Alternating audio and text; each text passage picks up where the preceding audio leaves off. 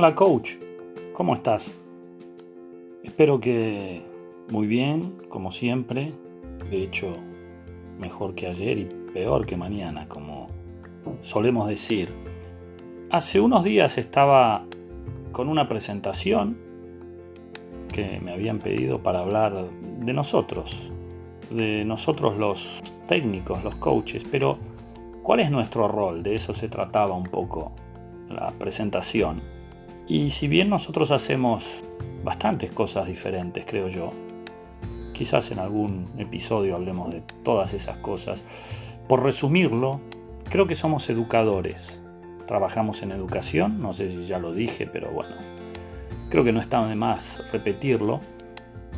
Y como tal debemos pensar, como tal debemos actuar, y creo que esos son los recursos importantes. A esas fuentes debemos ir, la educación, para planificar nuestras sesiones. Soy Martín Echegaray y acá comienza el episodio número 18 de esta serie llamada Téctica.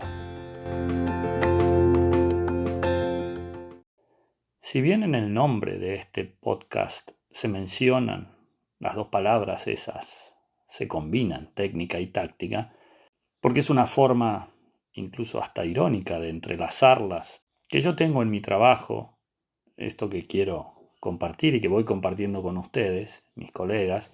Eso no quiere decir que sean la misma cosa, son dos caras de la misma moneda, como sería la enseñanza y el aprendizaje, pero no son lo mismo, participan al mismo tiempo, al unísono de la misma actividad, pero no son la misma cosa.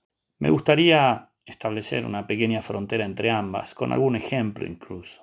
Un matiz a todo esto que yo vengo contando de que la técnica y la táctica están muy interrelacionadas, cosa que para mí es verdad. Lo mantengo, lo sostengo. Pero fíjense el siguiente matiz. Yo no sé si a ustedes les gusta ver deporte por televisión. Pádel, por ejemplo, es parte de nuestro trabajo. Es una fuente de información permanente.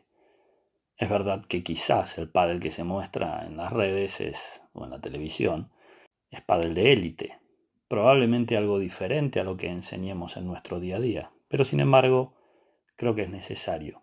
Mi pregunta va más dirigida a, por ejemplo, si te gusta ver tenis. ¿Te gusta ver tenis, coach, por televisión?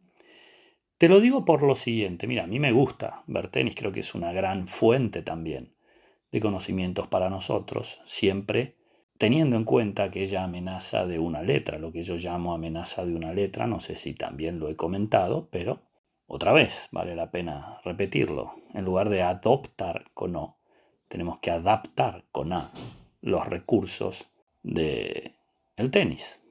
Muy buenos, pero adaptados.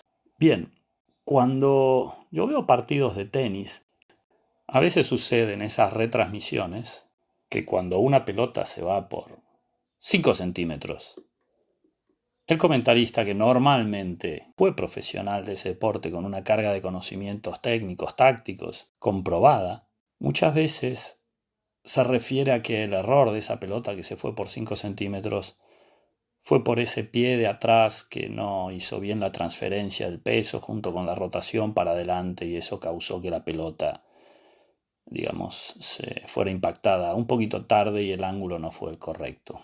Pero es que justamente 2 pelotas después, a veces sucede también que esa misma pelota en la misma situación, con la misma técnica, entra por 5 centímetros. Entonces a mí me parece que no se trata en realidad de un error técnico, se trataría en todo caso de un error táctico. Curiosamente eso, en la misma situación en pádel, no sucede, o al menos yo no lo vi con frecuencia. Los comentaristas de pádel creo que no caen en eso que yo creo que es una pequeña trampa en el diagnóstico. Y muchas veces sí que hacen referencia a errores o a correcciones que se deberían hacer, pero desde el punto de vista táctico. Nerone, por ejemplo. A mí Seba me parece que es el mejor. Es verdad que lo digo con cierta subjetividad porque lo conozco y porque le tengo mucho aprecio, pero es un hecho que él lo hace muy bien, combina muy bien los conocimientos técnicos, tácticos, y en definitiva es un hombre orquesta, ¿no? Fue número 1 como coach, indiscutidamente tiene su éxito, no solamente en la élite, sino que hace diversas cosas aquí y allá por el mundo. Y como comentarista, lo repito, creo que ha demostrado que está en la cima, como si hubiese nacido para ello. Voy a tratar de engañarlo también para ver si nos acompaña en alguno de estos podcasts, porque va a ser muy interesante contar con sus palabras. Lo dicho, entonces, en el pádel me parece que no sucede y se trata de hacer bien el diagnóstico. Si no hacemos bien el diagnóstico, imagínense el resultado. Les cuento una anécdota. En una ocasión estaba entrenando a una jugadora de muy alto nivel y en ese momento el ejercicio era un peloteo con un sparring y esta jugadora estaba en la red, el sparring en el fondo. Y durante ese peloteo, varias veces la pelota de ella, después de su volea, quedaba en la cinta. Y cada vez que esto sucedía, ella, cosa que está bien, generaba una corrección. Y decía, bueno, la rodilla estaba un poco flexionada, la cara de la pala estaba un poco cerrada y demás. En un momento yo le dije, vamos a hacer una cosa, vamos a olvidarnos de la técnica. Vamos a tratar de que la pelota pase 15 centímetros por arriba de la red. En pádel esto debería ser normal, habitual, sobre todo si el rival está en el fondo, que es la generalidad. ¿De qué sirve pasar la pelota tan rasante, con escaso margen de error? De hecho, si la pelota vuela un poquito más alto, será más profunda, con la misma cantidad de energía, efecto y demás. Y de ese modo evitaremos muchas veces un contragolpe. Con matices, por ejemplo, ¿no? Porque están los rebotes en las paredes, los efectos y demás.